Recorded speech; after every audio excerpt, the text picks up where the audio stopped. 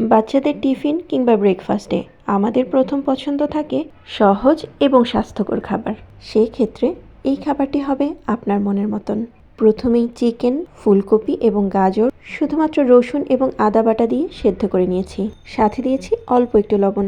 এবারে একটি প্যানে একটু তেল দিয়ে তাতে রসুন কুচি দিয়ে দিচ্ছি সেদ্ধ করা চিকেন। এটা খানিকক্ষণ নেড়ে চেড়ে নিয়ে দিয়ে দিচ্ছি সেদ্ধ করে রাখা গাজর, ফুলকপি, সাথে একটু টমেটো কুচি। দিচ্ছি মরিচ গুঁড়ো এবং গোলমরিচের গুঁড়ো। এবারে এর সাথে চিকেন সেদ্ধ করা পানিটা দিয়ে দিচ্ছি। সেদ্ধ করার সময় কম পানিই ব্যবহার করেছি যেন ফেলে দিতে না হয়। দিয়ে দিচ্ছি টমেটো সস এবং একটু সয়া সস। এখানে চিজ ব্যবহার করলে আরও ভালো হয়। আমি বেমালুম ভুলে গেছি। একদম শুকনো করব না, একটু ভেজা ভেজা থাকতেই নামিয়ে নেব।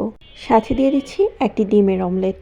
উপরে দিয়ে দিচ্ছি শুকনো ধনিয়া পাতার গুঁড়ো এবং আমার তৈরি করে রাখা স্পেশাল সস, যেটার রেসিপি অলরেডি চ্যানেলে আপলোড করা আছে এবং লিঙ্কটাও আমি দিয়ে দেব, চাইলে দেখে নিতে পারেন।